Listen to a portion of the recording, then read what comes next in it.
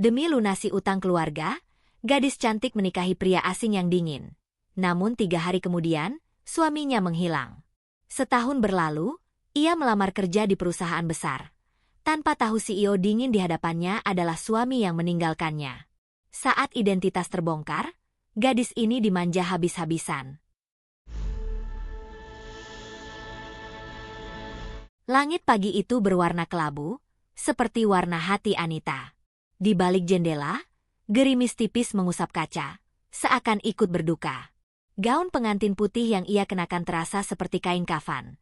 Membelit, mengikat, menyumpal napasnya. Satinnya yang halus hanya menyentuh kulitnya dengan dingin, tak ada kehangatan. Payet-payet yang berkilauan terlihat seperti pecahan kaca baginya, menusuk-nusuk sisi paling rawan dalam jiwanya. Di ruang kecil belakang panti pernikahan, Anita memandangi pantulannya sendiri di cermin. Seorang perempuan dengan riasan sempurna, sanggul tinggi dihias mutiara palsu, namun matanya kosong bagai sumur yang kering. Tangannya gemetar saat ia mencoba menarik napas panjang. Bau bunga melati dan mawar yang memenuhi ruangan terasa menyengat, memualkan. "Kamu harus kuat, Nita." Ibundanya, Bu Lastri, masuk dengan langkah tertatih. Wajahnya pucat, penuh garis-garis kelelahan dan kekhawatiran. Tangannya yang keriput memegang bahu Anita. Sentuhannya ringan, tapi terasa berat bagai batu. "Ibu, aku tidak bisa," bisik Anita, suaranya serak. "Kamu harus bisa, sayang." Suara Bu Lastri bergetar. "Kamu tahu keadaan kita. Utang bapakmu yang meninggal, obat-obatan ibu, semua menumpuk. Keluarga Gunawan ini baik. Mereka mau menolong." "Menolong?" Anita memalingkan wajah. Air mata akhirnya meluber, merusak riasan pipinya. "Ini bukan menolong, Bu. Ini jual beli. Aku dijual dengan harga 300 juta. Bu Lastri menunduk, bahunya terguncang oleh isak yang ditahannya. "Aku minta maaf, Nak. Ibu tidak berdaya. Ibu tidak mau melihat kamu susah. Tapi ini satu-satunya jalan." Pintu diketuk. Bibi Rina, adik ibunya, muncul dengan ekspresi buru-buru. "Ayo, Nita. Waktunya naik ke pelaminan. Keluarga mempelai pria sudah datang." Anita menarik napas dalam-dalam. Ia memejamkan mata sejenak, mengumpulkan sisa-sisa kekuatan yang hampir habis. Untuk ibunya. Untuk adiknya yang masih kuliah. Inilah pengorbanannya. Ia berdiri, menata kembali gaunnya.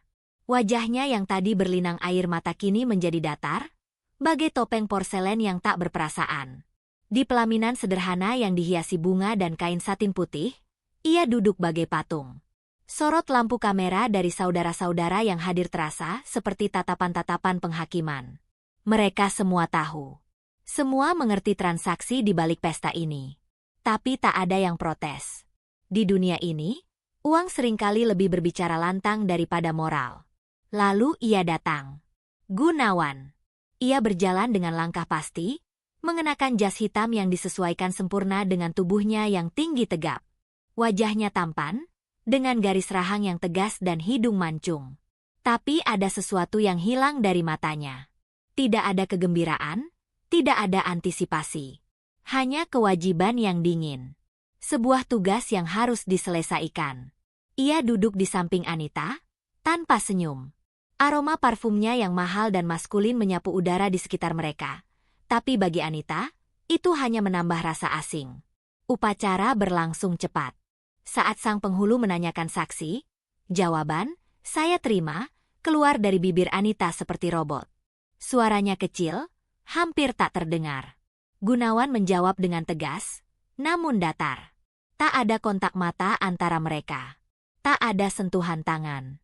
Saat harus bersalaman, tangan Gunawan terasa besar, hangat, tapi cepat menarik diri. Acara sungkeman pun berlangsung kaku.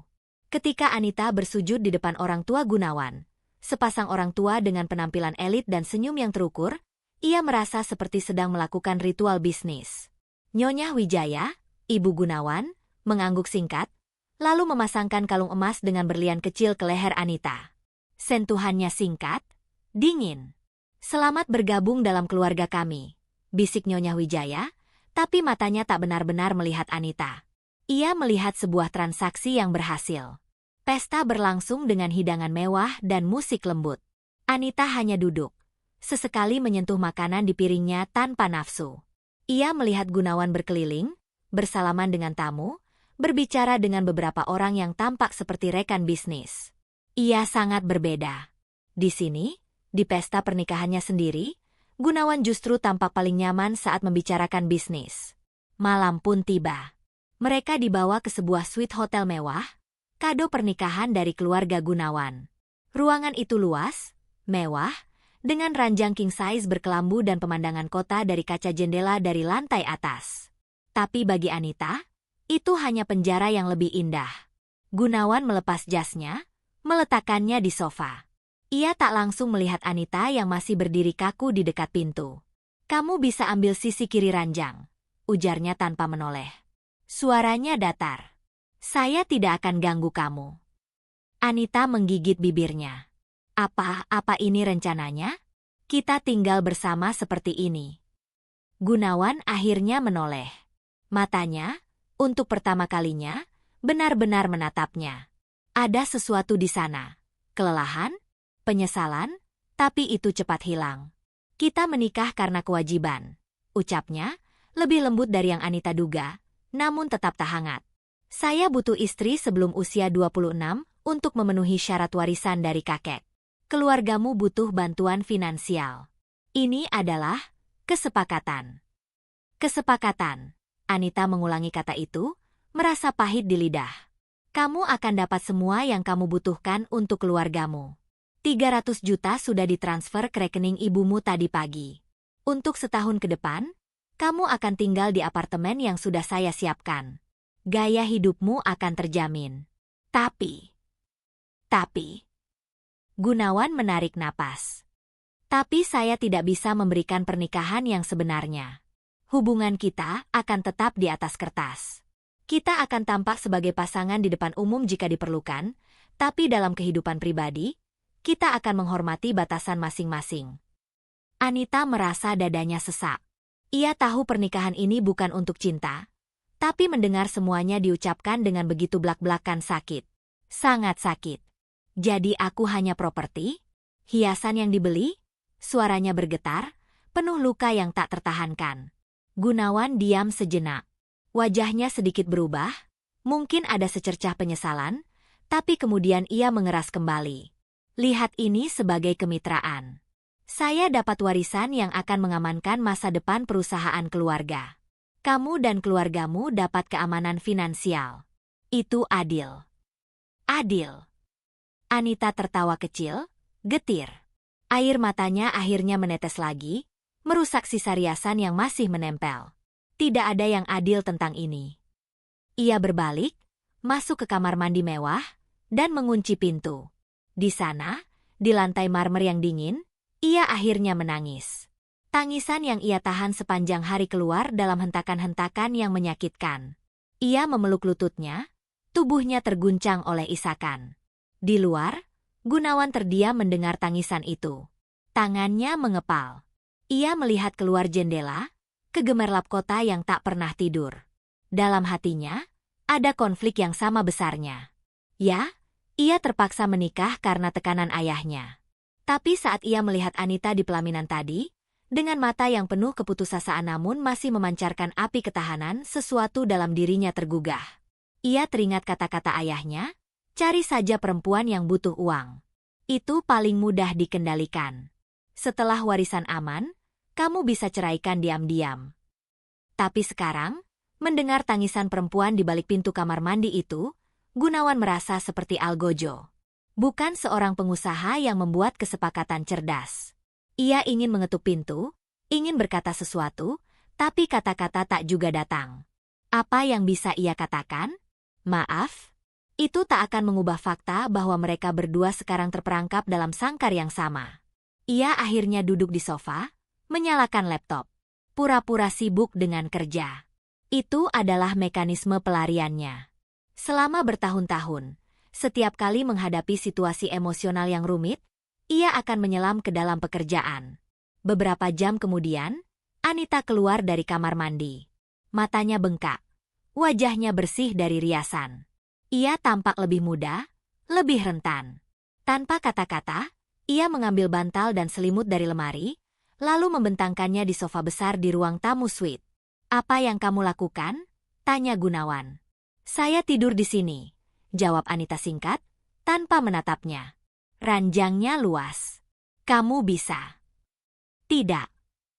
Kata itu diucapkan dengan tegas, penuh harga diri yang tersisa. Gunawan mengangguk pelan. Ia memahami penolakan itu. Ia sendiri yang menciptakan jarak ini. Malam itu, mereka tidur terpisah dalam satu ruangan. Gunawan di ranjang mewah, Anita di sofa. Tapi tak satu pun dari mereka yang benar-benar tidur. Keduanya terbaring dalam gelap, memandang langit-langit, merenungkan kehidupan yang tiba-tiba terjerumus ke dalam arus yang tak mereka kendalikan. 3 hari mereka menghabiskan waktu di suite itu seperti dua orang asing yang kebetulan berbagi ruangan. Percakapan mereka minimal, formal. Di hari ketiga, Gunawan mendapat panggilan telepon penting. Wajahnya berubah serius. "Saya harus pergi. Urusan bisnis mendadak di luar kota," ujarnya pada Anita pagi itu. "Kamu bisa tetap di sini sampai besok. Setelah itu, supir akan mengantarmu ke apartemen." Anita hanya mengangguk. Tak ada tanya, tak ada ekspresi. Gunawan melihatnya sejenak. Ada sesuatu yang ingin ia katakan, tapi sekali lagi, kata-kata itu terperangkap. Akhirnya ia mengeluarkan kartu namanya dari dompet. "Ini kontak saya. Jika ada darurat, hubungi saja." Anita mengambil kartu itu. PT Megah Jaya Group. Gunawan Wijaya, komisaris utama kartu itu terasa berat di tangannya. "Darurat?" ia bergumam, hampir tak terdengar. "Seluruh hidup saya sekarang adalah darurat." Tapi Gunawan sudah tak mendengar. Ia sudah berbalik, mengambil koper kecil, dan berjalan menuju pintu. Saat pintu tertutup dengan lembut, Anita berdiri sendirian di tengah suite mewah yang tiba-tiba terasa sangat besar, sangat kosong. Ia memandang kartu nama di tangannya, lalu melihat keluar jendela. Kota di bawahnya terus berdenyut, tak peduli dengan drama kecil dalam hidupnya. Dalam kesendirian itu, tekad baru mulai tumbuh di hatinya yang terluka. Ia tak akan selamanya menjadi korban. Ia akan bangkit. Ia akan membuktikan bahwa dirinya lebih dari sekadar barang yang dibeli. Tapi pertama-tama, ia harus menyelamatkan ibunya. Dan untuk itu, ia mungkin harus menyimpan kartu nama ini untuk suatu hari nanti, ketika keberaniannya sudah terkumpul cukup untuk menghadapi lagi pria yang menjadi suaminya, namun akan selalu menjadi orang asing. Dengan hati berat, ia menyimpan kartu nama itu di dompetnya. Seperti menyimpan sebuah kunci yang mungkin suatu hari akan membuka sangkar, atau justru menguncinya selamanya. Setahun telah berlalu. Musim hujan kembali menyapu kota dengan air mata langit yang tak kunjung habis. Di sebuah rumah kontrakan sederhana di pinggiran Jakarta, Anita terbangun oleh suara batuk-batuk parah yang menyayat hati dari kamar sebelah. "Ibu!" Ia segera bangun, tubuhnya yang lelah karena kerja lembur semalam merespons dengan sigap. Ia masuk ke kamar kecil yang hanya berisi tempat tidur tunggal dan meja kecil penuh botol obat. Di sana, Bu Lastri terbaring, tubuhnya yang sudah kurus kerontang terguncang oleh serangan batuk yang tak henti-henti. Wajahnya pucat, berkeringat dingin. Tangannya mencengkeram selimut tipis dengan cengkeraman orang yang sedang berjuang melawan sesuatu yang tak terlihat. "Napas, susah," desis Bu Lastri di antara batuknya. Anita segera mengambil oximeter di samping tempat tidur. Angka saturasi oksigen menunjukkan 87%, terlalu rendah. Jantungnya berdebar kencang. "Ibu, kita harus ke rumah sakit. Sekarang." Proses membawa ibunya ke rumah sakit adalah ritual yang sudah terlalu sering mereka jalani.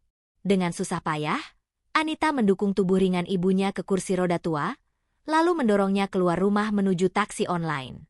Hujan membuat segalanya lebih sulit. Payung kecilnya tak cukup melindungi mereka berdua. Di IGD, wajah-wajah perawat sudah mengenal mereka. "Ibu Lastri lagi? Ya? Aduh, kenapa bisa drop lagi, Mbak Anita?" "Batuk semalaman, Bu. Saturasi turun," jawab Anita singkat. Matanya tak lepas dari ibunya yang sudah dipasangi oksigen. Setelah pemeriksaan, dokter yang bertugas, seorang perempuan muda dengan wajah lelah namun penuh empati, memanggil Anita ke ruang konsultasi. "Mbak Anita, kondisi ginjal ibunda sudah stadium akhir. Cuci darah 2 kali seminggu saja sudah tidak cukup. Kita sudah bicarakan ini bulan lalu." "Transplantasi." Anita menyelesaikan kalimat dokter itu. Suaranya datar, karena ini adalah kenyataan yang sudah ia hafal di luar kepala. Dokter itu mengangguk. Wajahnya serius. "Ya, dan untuk itu, kita butuh biaya yang tidak kecil. Minimal 400 juta untuk operasi dan obat-obatan anti penolakan. Itu belum termasuk biaya pencarian donor dan perawatan pasca operasi." Angka-angka itu menggantung di udara antara mereka, berat bagai batu nisan. Anita menatap tangan dokter itu yang sedang memegang berkas medis ibunya. Tangan yang bersih, dengan kuku rapi. Tangan yang menyelamatkan nyawa. Tangan yang juga, dalam sistem yang pahit ini, membutuhkan sejumlah uang tertentu untuk bekerja. Berapa lama lagi waktu kami?" tanya Anita. Suaranya hampir tak terdengar. Dokter itu menghela napas. "Jika hanya cuci darah rutin, mungkin 6 bulan sampai setahun. Tapi jika ada komplikasi infeksi seperti sekarang, bisa lebih cepat." "Maaf, Mbak. Saya tahu kamu sudah berjuang keras." Anita mengangguk pelan. Ia sudah tak bisa menangis lagi. Air matanya sudah kering, terkikis oleh kelelahan dan keputusasaan yang terus-menerus. Setahun terakhir, ia hidup dalam treadmill tanpa akhir. Kerja serabutan di siang hari, jaga ibu di malam hari, mengatur pembayaran obat dan cuci darah, semua sambil mencoba menghidupi dirinya dan adiknya yang masih kuliah di kota lain. Uang dari Gunawan, 300 juta yang dulu terasa seperti jumlah yang sangat besar, ternyata menguap dengan cepat di hadapan penyakit kronis. Melunasi utang-utang ayahnya yang meninggal, biaya pengobatan setahun terakhir, biaya kuliah adiknya, semuanya habis. Kini ia kembali ke titik nol. Bahkan minus. Ia kembali ke sisi tempat tidur ibunya. Bu Lastri sudah tertidur. Wajahnya yang keriput tampak lebih damai dengan bantuan oksigen. Anita memegang tangan ibunya yang dingin. Tangan yang dulu selalu hangat, yang dulu membelai kepalanya saat ia kecil, yang dulu memasakkan makanan meski dengan bahan seadanya. "Ibu harus bertahan," bisiknya. "Aku akan cari jalan. Aku janji." Tapi jalan mana? Pekerjaan mengetik laporan yang ia terima dari sebuah kantor kecil hanya membayar cukup untuk sewa rumah dan makan sederhana. Menjaga toko kelontong tetangga memberi tambahan sedikit, tapi tak cukup untuk biaya transplantasi. Ia sudah mencoba mengajukan bantuan ke berbagai yayasan sosial. Namun antreannya panjang, dan waktu ibunya tak banyak. Malam itu, saat ia duduk sendirian di ruang tunggu rumah sakit, matanya tertumbuk pada dompet usangnya. Ia membukanya perlahan. Di antara tumpukan kartu identitas dan resep obat, ada selembar kartu nama yang sudah agak lusuh namun masih terbaca dengan jelas. PT Megah Jaya Group. Gunawan Wijaya, Komisaris Utama. Nomor telepon dan alamat email tercantum di sana, dengan logo perusahaan yang terlihat mewah. Selama setahun ini, ia tak pernah sekalipun menghubungi nomor itu. Harga dirinya yang tersisa selalu menjerit setiap kali ia mempertimbangkannya. Ia tak ingin meminta-minta. Tak ingin menjadi beban. Apalagi setelah perlakuan dingin Gunawan, setelah kenyataan bahwa pernikahan mereka hanyalah transaksi. Tapi sekarang, melihat ibunya yang terbaring lemah, mendengar desis napasnya yang tersendat, harga diri terasa seperti kemewahan yang tak lagi mampu ia pertahankan. "Tapi aku tak akan meminta uang," bisiknya pada diri sendiri. "Aku akan bekerja, menghasilkan uang sendiri."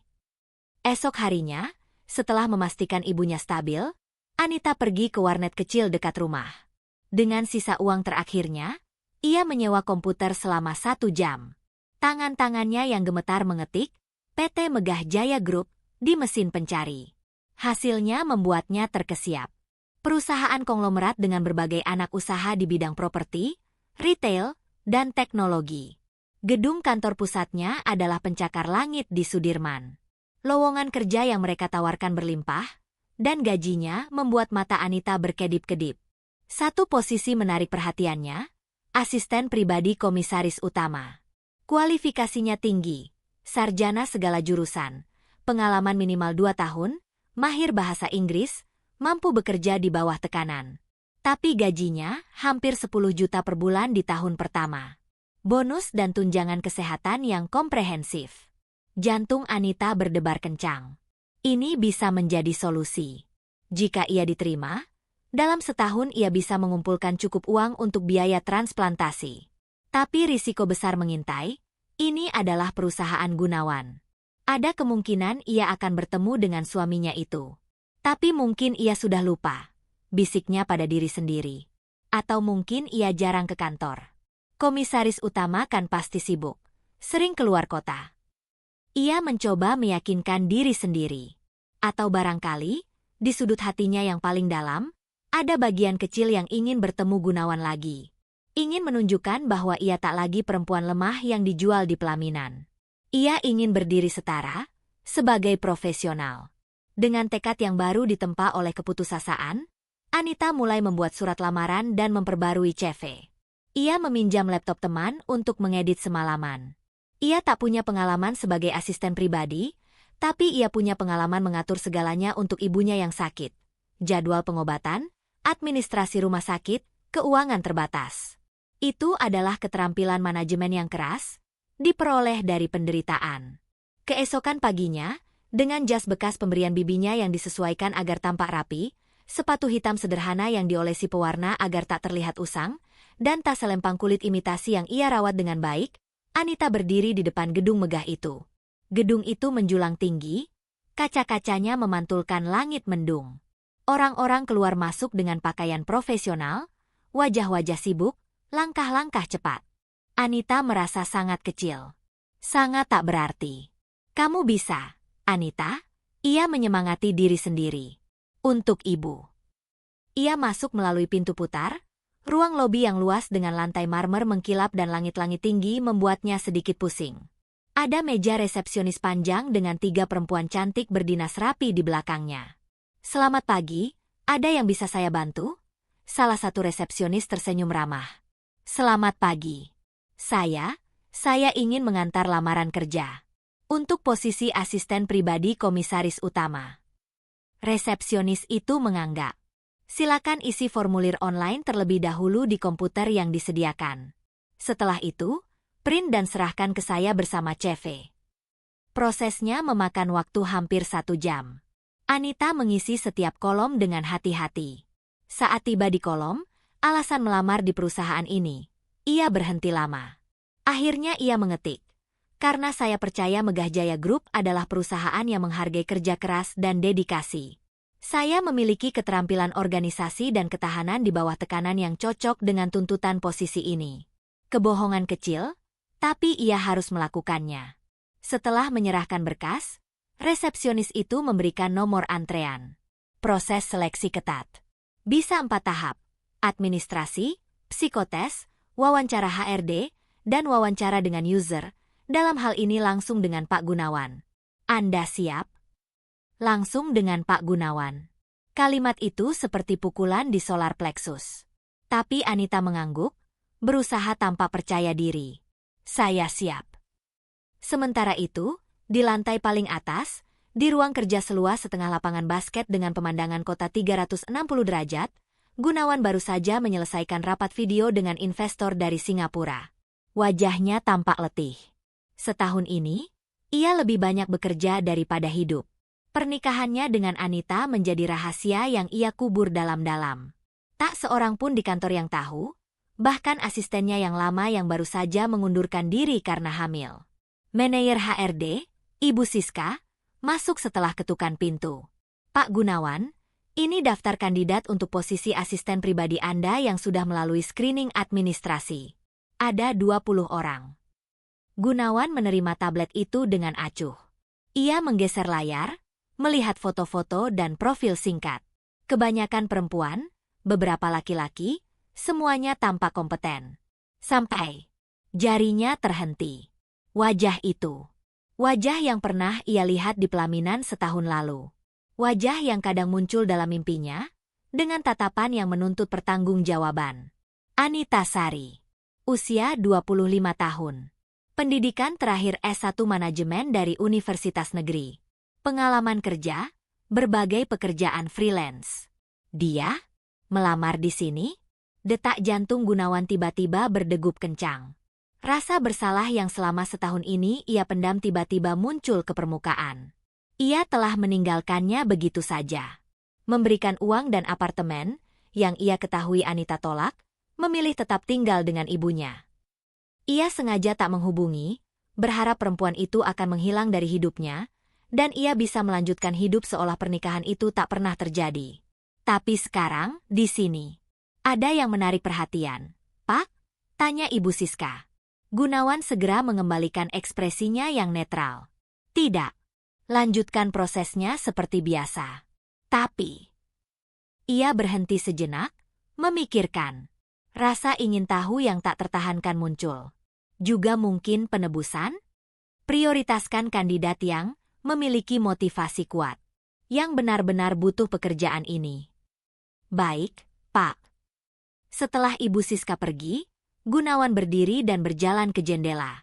Kota di bawahnya sibuk seperti biasa. Pikirannya berputar cepat. Apa motif Anita melamar ke sini? Apakah ia tahu ini perusahaannya? Apakah ini kebetulan? Atau, apakah ia datang untuk menuntut sesuatu? Sebagian dirinya ingin menolak lamaran Anita segera, menghindari komplikasi. Tapi sebagian lain, bagian yang selama setahun ini merasa bersalah, bagian yang masih teringat tatapan terluka Anita di hari pernikahan mereka, ingin memberinya kesempatan. Ingin melihatnya lagi. Ingin tahu bagaimana keadaannya. Dengan keputusan yang mungkin akan ia sesali, Gunawan membuka email dan mengirim pesan singkat ke HRD. Untuk kandidat Anita Sari, percepat prosesnya. Saya ingin wawancara user untuk dia dilakukan lebih awal. Jadwalkan besok. Ia tak tahu mengapa ia melakukan ini. Mungkin karena penasaran. Mungkin karena rasa bersalah. Atau mungkin, di lubuk hatinya yang paling dalam, ia ingin memperbaiki sesuatu yang sudah ia rusak. Di lantai dasar, Anita baru saja keluar dari gedung megah itu. Hujan telah reda, meninggalkan udara lembab dan jalanan basah. Ia melihat ke atas, ke puncak gedung yang hampir tak terlihat karena awan rendah. Di suatu tempat di sana, Gunawan mungkin sedang duduk di ruang kerjanya yang mewah, tak menyadari bahwa istri yang ia tinggalkan baru saja melamar untuk menjadi bawahannya. Esok hari, mereka akan bertemu lagi. Tapi kali ini, dengan dinamika kekuasaan yang berbeda.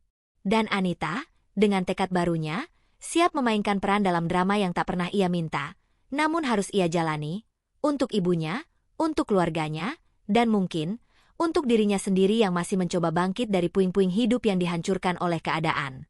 Dompetnya bergetar. Ia mengeluarkan ponsel tua. Sebuah pesan dari rumah sakit, Ibu Lastri stabil. Tapi dokter ingatkan, waktu tak banyak. Harap pertimbangkan transplantasi segera.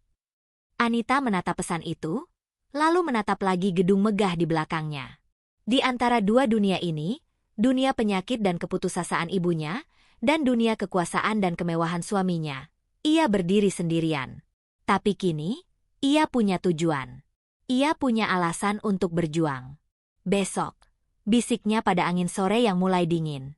Besok, aku akan mulai mengambil kembali kendali atas hidupku. Pagi itu, langit Jakarta masih tertutup kelabu, namun hujan telah berhenti. Anita berdiri lagi di depan gedung Megah Jaya, kali ini dengan jantung yang berdegup kencang seperti drum perang di dadanya. Ia memakai pakaian terbaik yang ia miliki, kemeja putih licin dengan kerah tegak, blazer hitam yang dipinjam dari teman, rok pensil abu-abu yang nyaris terlalu ketat, dan sepatu hak tinggi yang membuat kakinya perih hanya dengan melihatnya. Ia berlatih berjalan dengan sepatu itu semalaman di rumah kontrakannya, berjalan bolak-balik di ruang tamu sempit sambil berpegangan pada dinding. Untuk ibu, gumamnya lagi, mantra yang menjadi penopang satu-satunya. Ia masuk, melewati lobi dengan langkah yang berusaha percaya diri. Di meja resepsionis, ia menyebut nama dan tujuan.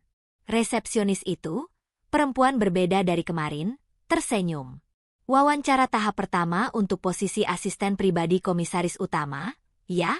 Langsung naik ke lantai 38, ruang wawancara B. Selamat berjuang. Lantai 38. Anita masuk lift bersama beberapa orang karyawan lain yang berpenampilan necis. Mereka bercakap-cakap tentang rapat, tentang klien, tentang hal-hal yang asing bagi Anita. Ia merasa seperti penyusup di dunia yang bukan miliknya. Bau parfum mahal dan aroma kopi espresso memenuhi udara lift yang sempit. Saat lift terbuka di lantai 38, ia disambut oleh lorong yang sunyi dengan karpet tebal berwarna abu-abu kebiruan. Suara sepatunya yang berderak di karpet itu terdengar keras di telinganya sendiri. Di depan pintu bertuliskan, "Ruang wawancara B." Ia berhenti. Ia menarik napas panjang, mengatur ekspresi wajahnya, lalu mengetuk. "Masuk." Suara dari dalam terdengar formal. Anita membuka pintu. Ruangan itu tidak besar, tetapi sangat rapi. Ada meja panjang dengan 3 orang di belakangnya. 2 perempuan dan 1 laki-laki, semuanya berpenampilan sangat profesional. Di seberang mereka, ada sebuah kursi tunggal. Jendela di belakang mereka menunjukkan pemandangan kota yang kabur karena awan. "Selamat pagi. Silakan duduk, Mbak Anita," kata perempuan di tengah, yang paling tua, mungkin kepala HRD. Nametak di dada kemejanya bertuliskan, "Siska." "Selamat pagi," balas Anita, suaranya agak serak. Ia segera membersihkan tenggorokannya. "Terima kasih atas kesempatannya." Ia duduk, meletakkan tas di pangkuannya, tangannya erat menggenggam strap tas itu. Wawancara dimulai dengan pertanyaan standar. Tentang latar belakang pendidikan, pengalaman kerja, alasan melamar. Anita menjawab sejujur mungkin. Tetapi ia menyembunyikan fakta bahwa ia adalah istri dari orang yang mungkin akan menjadi bosnya. Ia berbicara tentang ibunya yang sakit sebagai motivasi ekstra, tanpa menyebutkan detail finansial. "Saya terbiasa bekerja di bawah tekanan dan mengatur banyak hal sekaligus," kata Anita, matanya menatap langsung ketiga pewawancara. "Merawat ibu saya yang sakit kronis mengharuskan saya memiliki keterampilan manajemen waktu, administrasi medis yang kompleks, dan ketenangan dalam situasi krisis. Saya rasa keterampilan itu sangat transferable ke posisi sebagai asisten pribadi." Ibu Siska mengangguk, mencatat sesuatu. "Itu pengalaman hidup yang berat. Kami menghargai ketahanan Anda." Anita merasakan sedikit harapan. Mungkin saja. Mungkin mereka melihat nilainya di balik kurangnya pengalaman korporat. Tiba-tiba, di tengah pertanyaan tentang kemampuan bahasa Inggris, pintu ruangan terbuka. Semua orang terdiam, lalu serentak berdiri.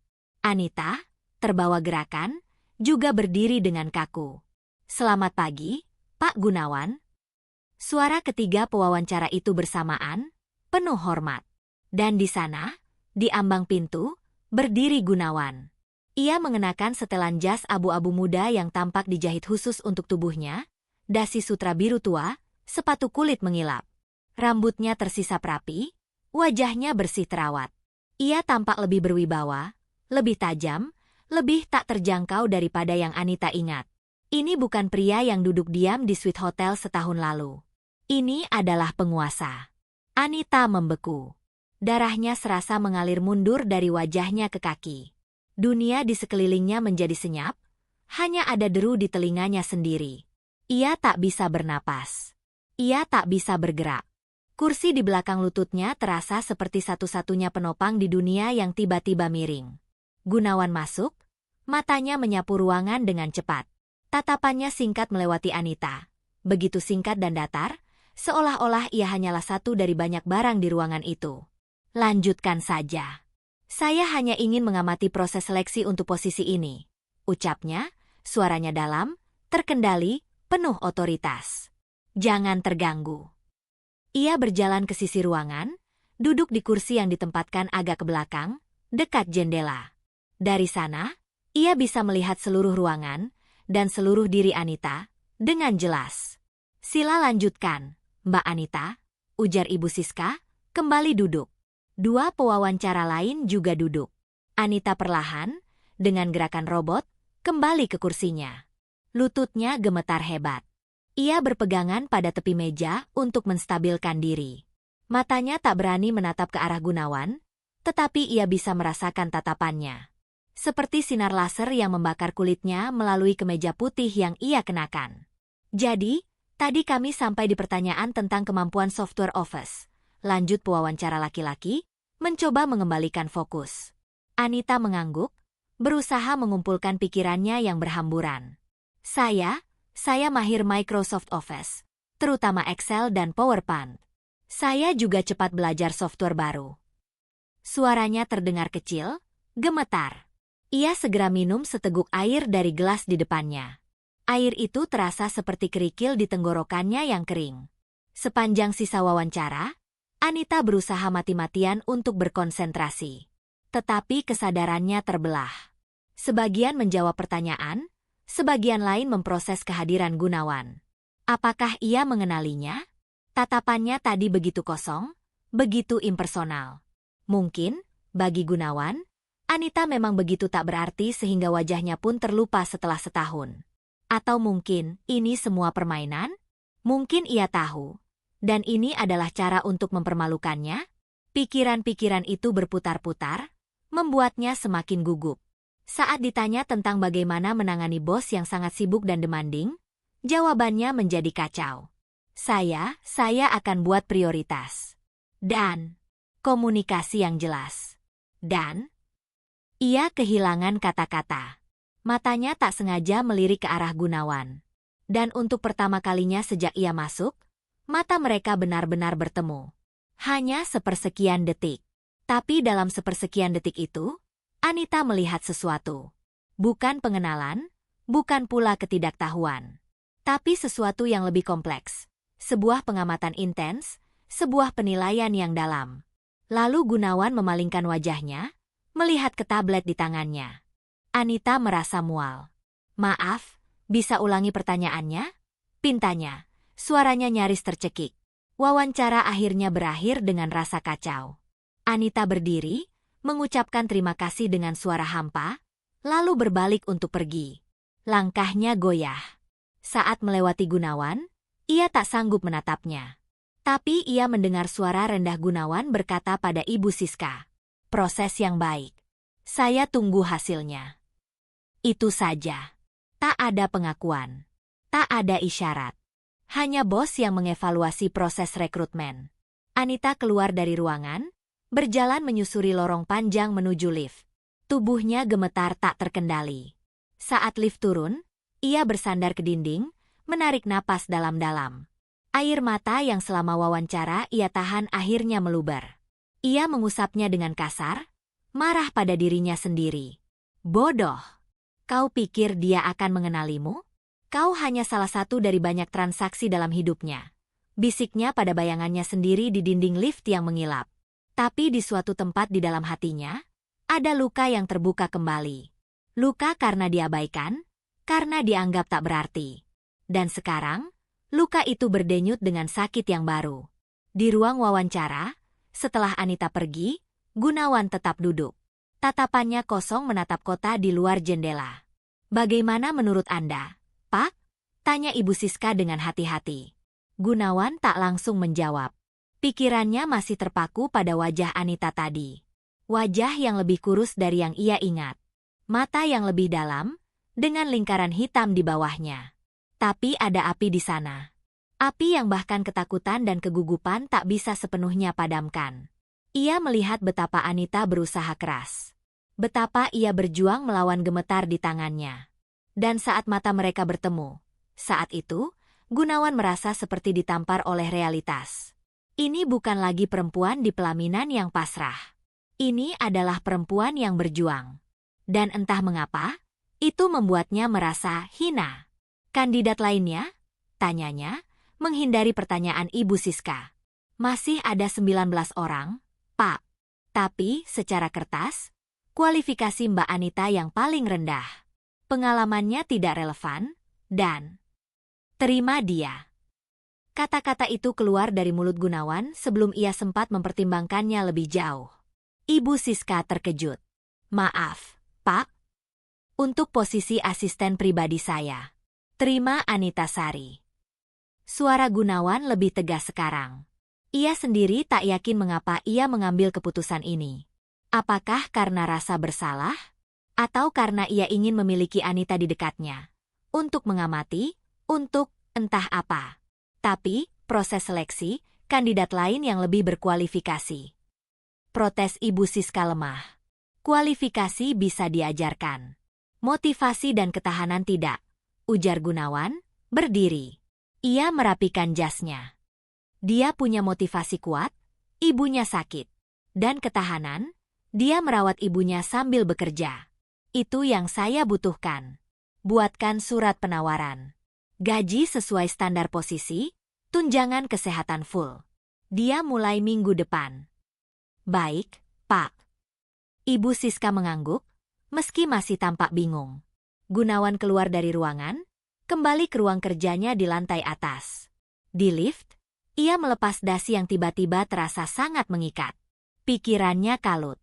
Apa yang telah ia lakukan? Membawa istri yang ia tinggalkan ke dalam kantornya, sebagai bawahannya? Ini resep untuk bencana. Tapi ia tak bisa menarik keputusannya. Ada sesuatu yang menarik tentang Anita. Mungkin ini cara untuk menebus kesalahannya. Atau mungkin, cara untuk mengakhirinya dengan lebih baik, memberinya pekerjaan yang baik, sehingga ia mandiri, lalu mereka bisa bercerai dengan damai, tanpa ia merasa seperti monster yang meninggalkan perempuan dalam kesulitan. Tapi saat ia teringat tatapan Anita tadi, tatapan penuh usaha untuk tampak kuat padahal jelas-jelas hancur di dalam, hatinya tersentak. Ia teringat malam pernikahan mereka. Tangisan Anita di kamar mandi. Dan ia, duduk di luar, terlalu pengecut untuk mengetuk pintu. Baiklah, gumamnya saat lift terbuka di lantai eksekutif. Kita mulai dari sini. Tapi kau harus kuat, Anita. Karena dunia di sini tidak lebih ramah daripada dunia yang telah kau tinggalkan. Malam itu, di rumah kontrakannya, Anita menerima telepon.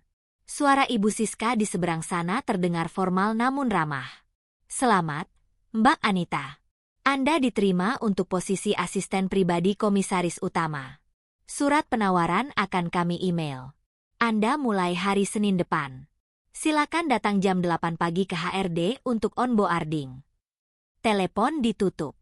Anita memandangi ponselnya, tak percaya. Diterima? Bagaimana mungkin? Dengan penampilannya yang buruk tadi? Dengan jawabannya yang kacau? Kemudian, seperti kilat, pemahaman menyergapnya. Gunawan. Pasti Gunawan. Ia yang memutuskan. Tapi mengapa? Apakah ini belas kasihan? Atau permainan kekuasaan yang lebih rumit? Adiknya, Rina, yang sedang berkunjung, melompat kegirangan. Kakak diterima. Di perusahaan besar. Gajinya pasti gede ya. Ibu, dengar nggak? Kak Anita diterima kerja di perusahaan mewah. Bu Lastri di tempat tidur tersenyum lemah. Anak ibu hebat. Tapi, jangan terlalu capek, ya? Anita memeluk ibunya, menahan isakan. Ibu akan sembuh. Sekarang ada harapan. Tapi di balik pelukan itu, wajah Anita tegang. Ia diterima bukan karena kemampuannya, tapi karena keputusan Gunawan. Itu berarti Gunawan mengenalinya. Itu berarti semua interaksi tadi, tatapan kosong, sikap acuh, adalah sandiwara. Dan itu berarti, mulai Senin depan, ia akan masuk ke dalam dunia di mana suaminya sendiri adalah bosnya, dan mereka harus berpura-pura sebagai orang asing. Kuat, Anita.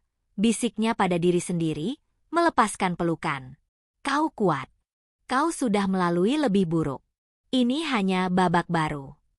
Tapi di dalam hati kecilnya, ia tahu babak baru ini mungkin lebih berbahaya daripada semua yang pernah ia lalui.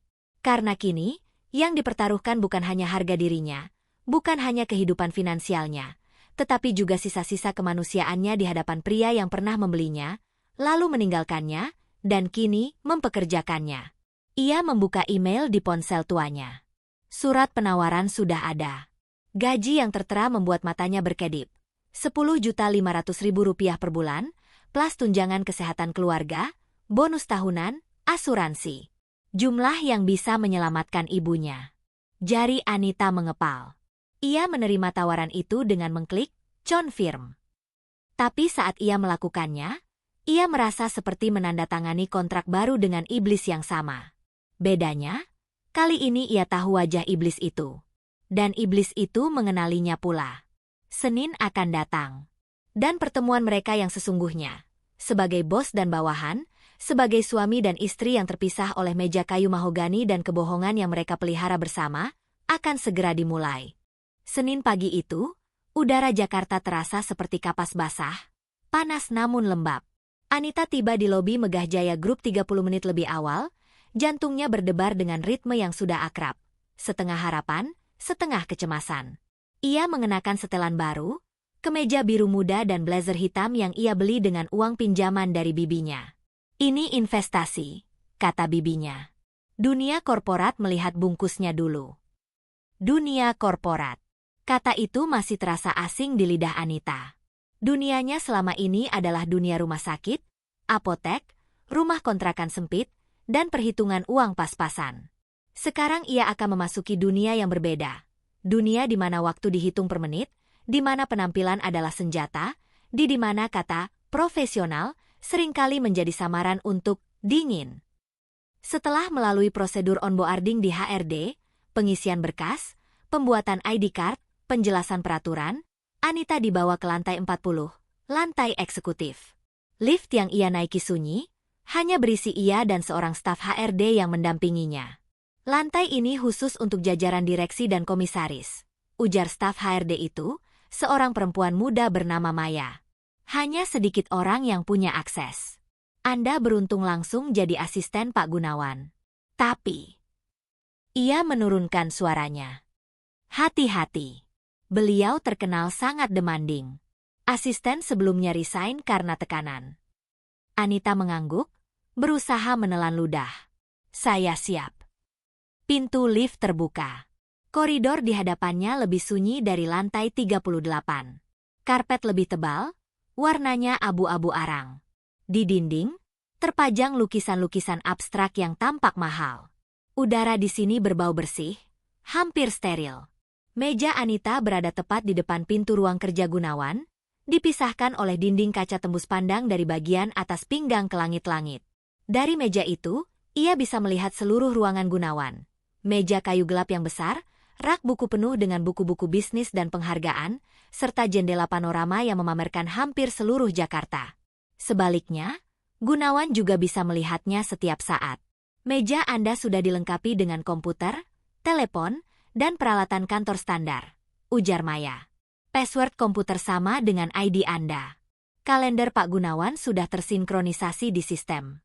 Tugas Anda adalah mengatur jadwal beliau, menyaring telepon dan email, mempersiapkan dokumen rapat, dan tentu saja, memenuhi permintaan beliau yang lainnya. Permintaan lainnya? Tanya Anita. Maya membuat ekspresi ambigu. Ya, apa saja yang beliau minta. Dari membeli kopi hingga mengatur perjalanan bisnis ke luar negeri. Fleksibilitas adalah kunci. Setelah Maya pergi, Anita duduk di kursi ergonomis yang nyaman. Tangannya membuka komputer, memulai hari pertamanya. Ia memeriksa kalender Gunawan. Hari ini ada 3 rapat, 1 makan siang dengan klien, dan 1 telekonferensi dengan cabang di Surabaya. Ia sudah menyiapkan dokumen untuk rapat pertama, sebuah laporan keuangan kuartalan. Pukul 8 tepat, pintu lift terbuka. Langkah kaki yang tegas dan cepat mendekat. Anita segera berdiri, tubuhnya tegang. Gunawan muncul, mengenakan setelan jas abu-abu yang berbeda dari yang ia kenakan saat wawancara. Wajahnya fokus, matanya melihat ponsel di tangannya. Ia berjalan langsung ke arah meja Anita tanpa melihatnya. Selamat pagi, Pak Gunawan, ucap Anita, suaranya berusaha stabil. Gunawan berhenti, mengangkat pandangan. Tatapannya singkat, impersonal. Selamat pagi. Anda Anita Sari, asisten baru. Seolah-olah ini pertama kali mereka bertemu. Seolah-olah wawancara beberapa hari lalu tak pernah terjadi. Anita merasakan sakit kecil di dadanya, tapi ia segera menguburnya. Iya, Pak. Hari pertama saya. Baik. Kopi saya, espresso doppio, tanpa gula, panas tapi tidak mendidih. File untuk rapat jam 9 sudah siap. Sudah, Pak. Di folder, rapat direksi 9 September, di desktop Anda. Gunawan mengangguk, lalu masuk ruangannya tanpa kata lagi. Pintu kaca itu tertutup dengan lembut. Anita menghela napas, lalu segera menuju pantry kecil di ujung koridor untuk membuat kopi. Tangannya sedikit gemetar saat ia mengoperasikan mesin espresso mahal itu. Ia ingat bagaimana Gunawan tidak pernah meminta kopi selama 3 hari mereka tinggal bersama. Kini, kopi menjadi ritual pertama kekuasaannya atasnya. Sepanjang pagi, interaksi mereka bersifat transaksional.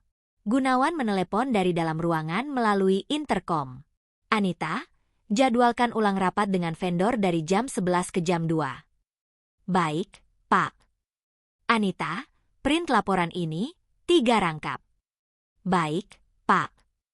Anita, telepon ke resto, konfirmasi reservasi makan siang untuk 2 orang.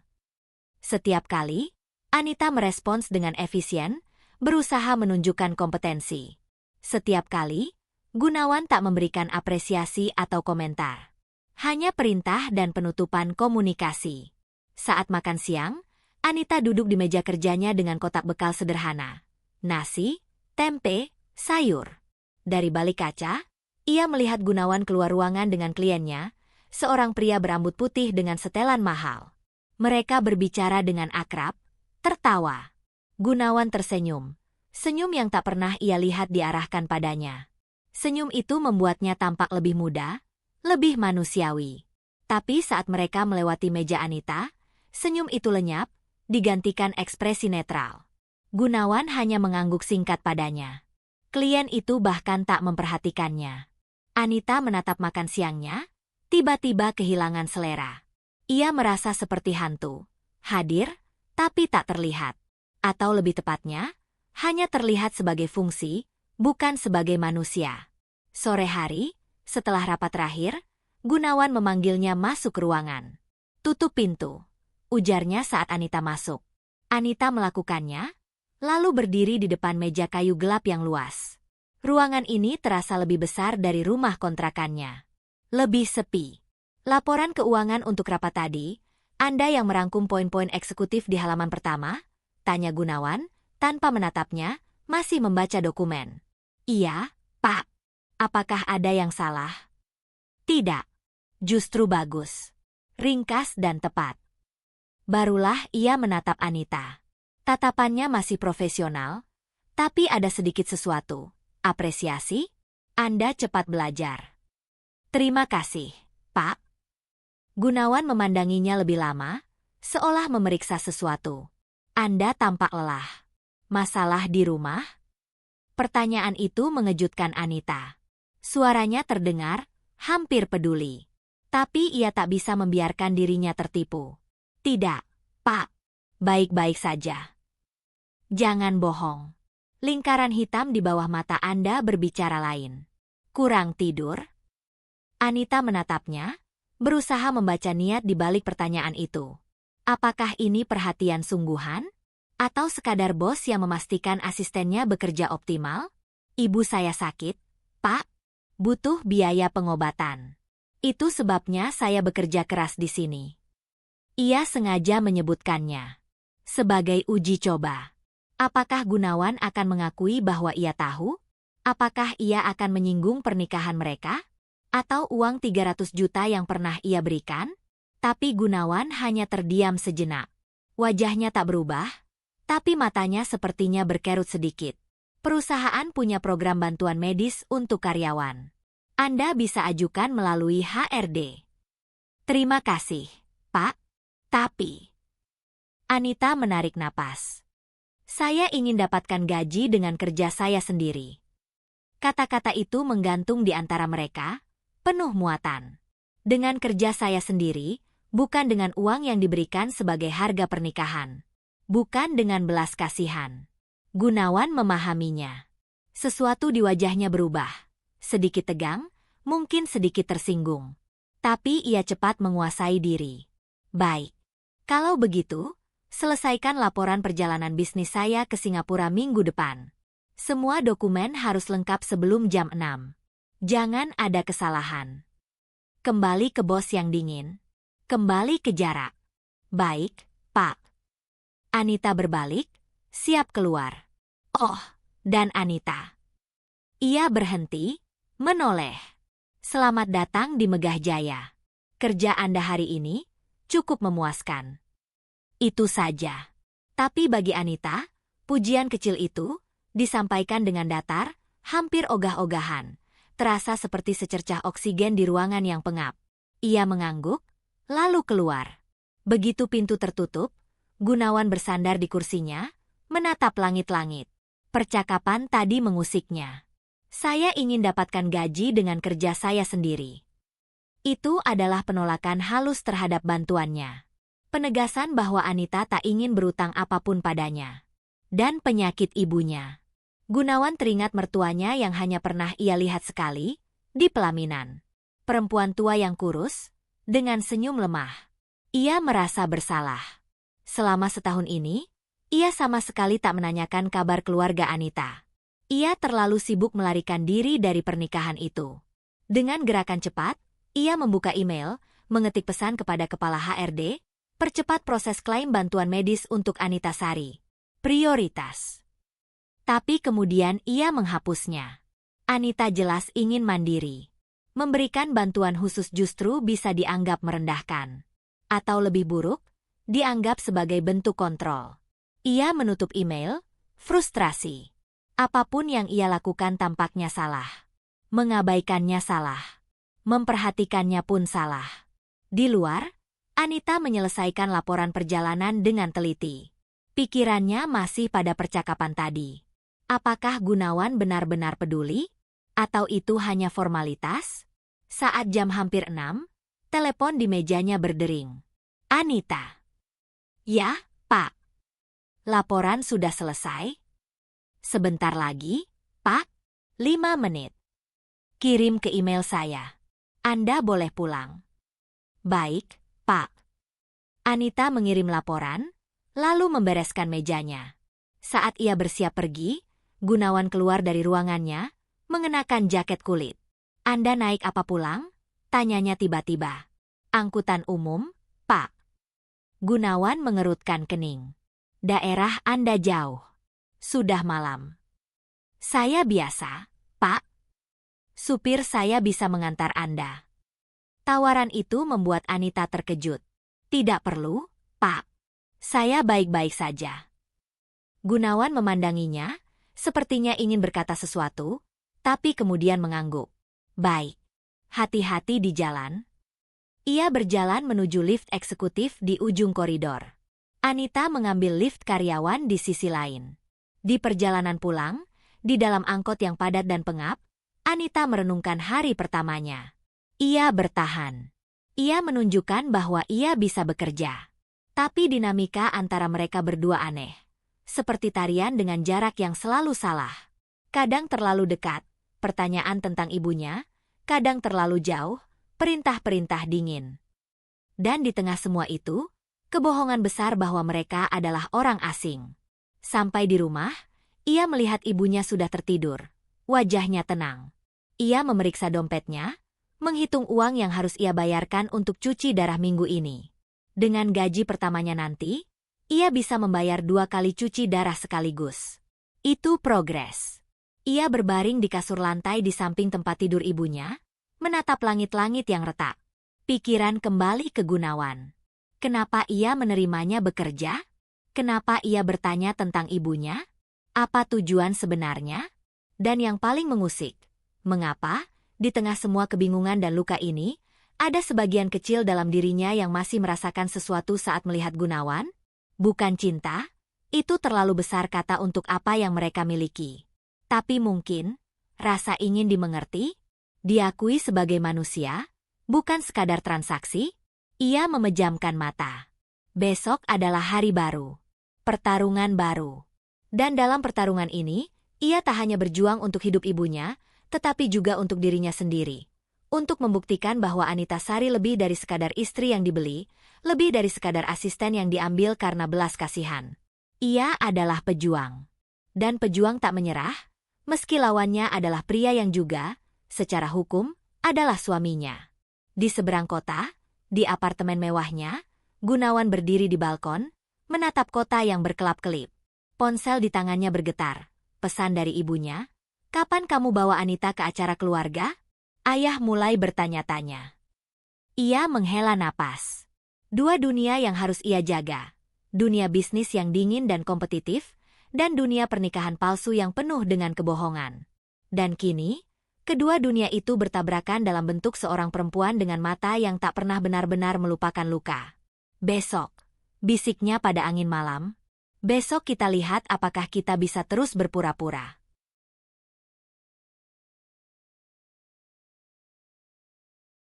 Pesta ulang tahun Nyonya Wijaya diadakan di ballroom Hotel Bintang 5. Langit-langit tinggi dipenuhi lampu kristal yang memantulkan cahaya emas. Orkestra memainkan melodi lembut, dan udara beraroma bunga segar serta parfum mahal. Para tamu, konglomerat, politisi, selebritas, berseliweran dengan senyum terukur dan percakapan yang penuh perhitungan. Anita berdiri di samping Gunawan di pintu masuk, menyambut tamu.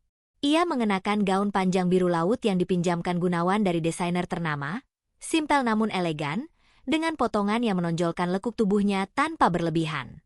Rambutnya ditata setengah sanggul, beberapa helai melingkari wajahnya yang telah dirias profesional. Ia terlihat cantik, tapi matanya kosong. "Selamat datang, terima kasih sudah datang," ucap Gunawan berulang kali, tangannya dengan mantap memegang punggung Anita. Sentuhan itu terasa asing, palsu, seperti kostum yang mereka kenakan. "Kalian berdua terlihat sangat serasi," bisik seorang bibi Gunawan saat melewati mereka. "Kapan nih bagi-bagi momongan?"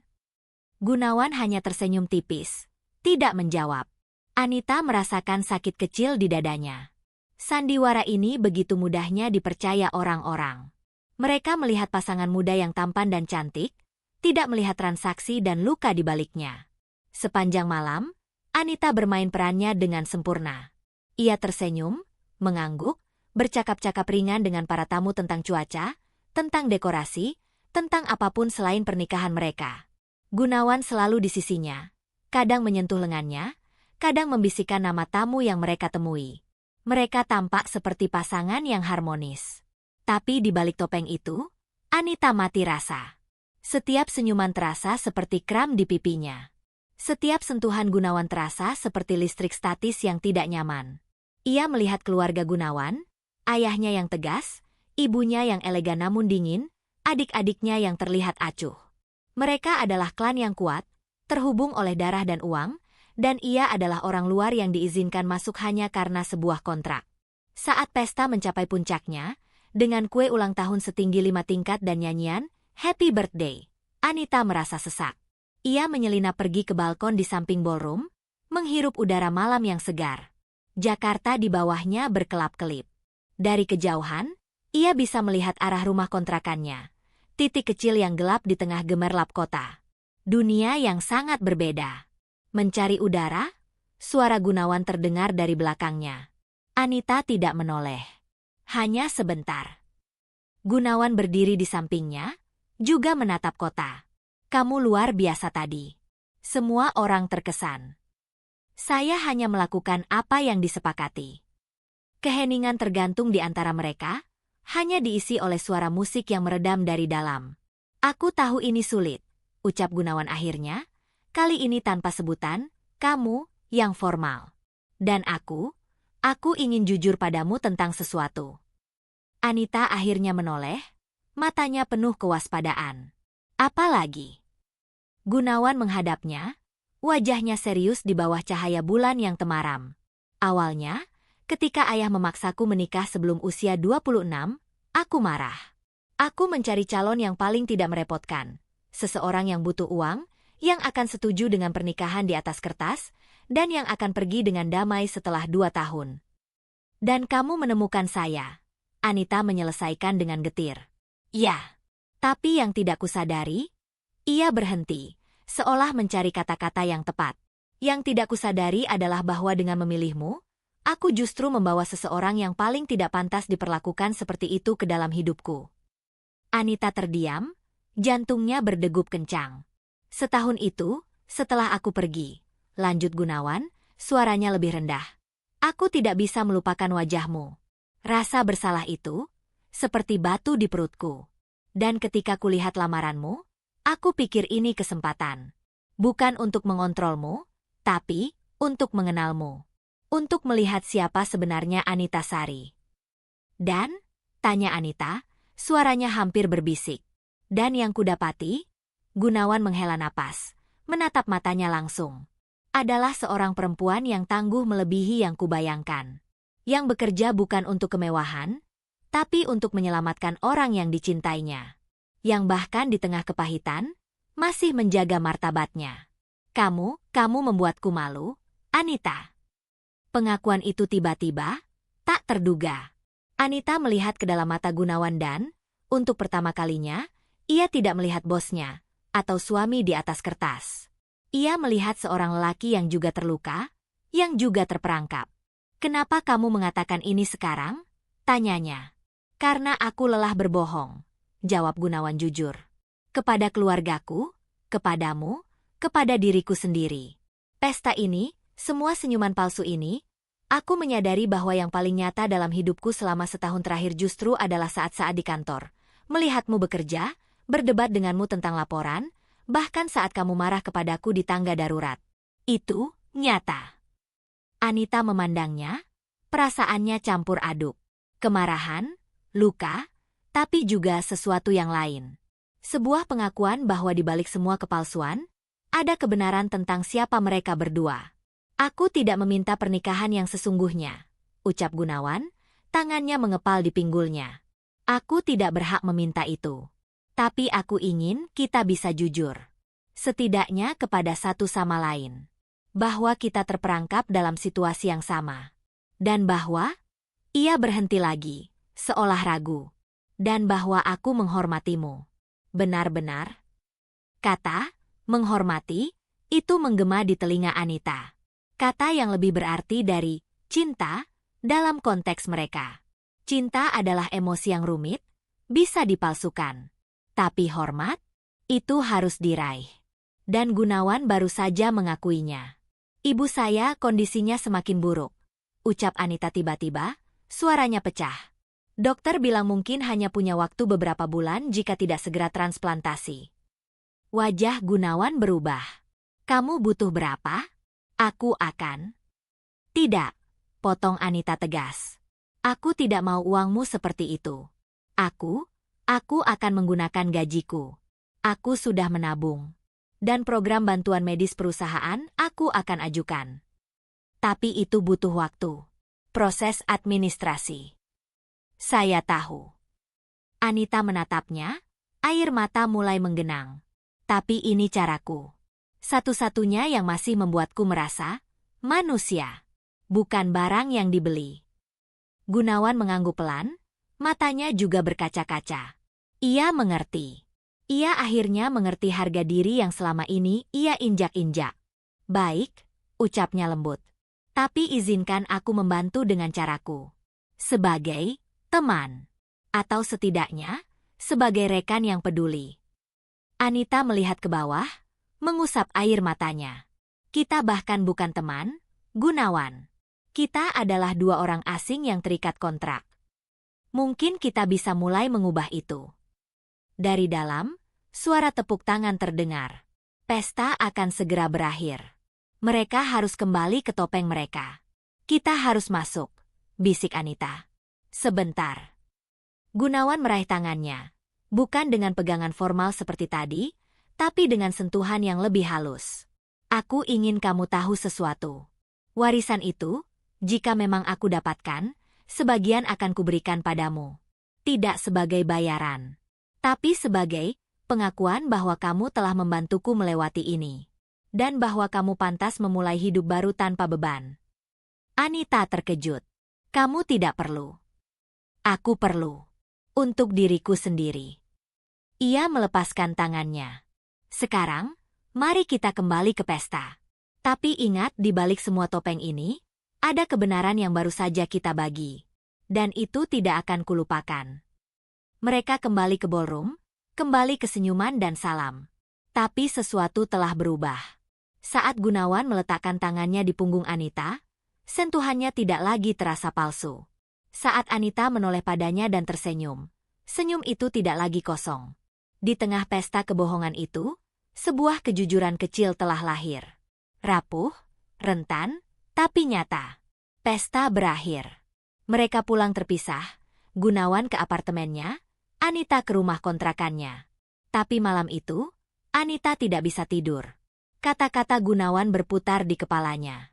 Kamu membuatku malu. Aku menghormatimu. Mungkin kita bisa mulai mengubah itu. Dan di apartemennya, Gunawan berdiri di balkon, melihat kota yang sama yang dilihat Anita. Untuk pertama kalinya sejak pernikahan mereka, ia tidak merasa seperti penipu. Ia telah mengatakan kebenaran. Dan kebenaran itu, meski menyakitkan, terasa seperti membersihkan luka yang lama terinfeksi.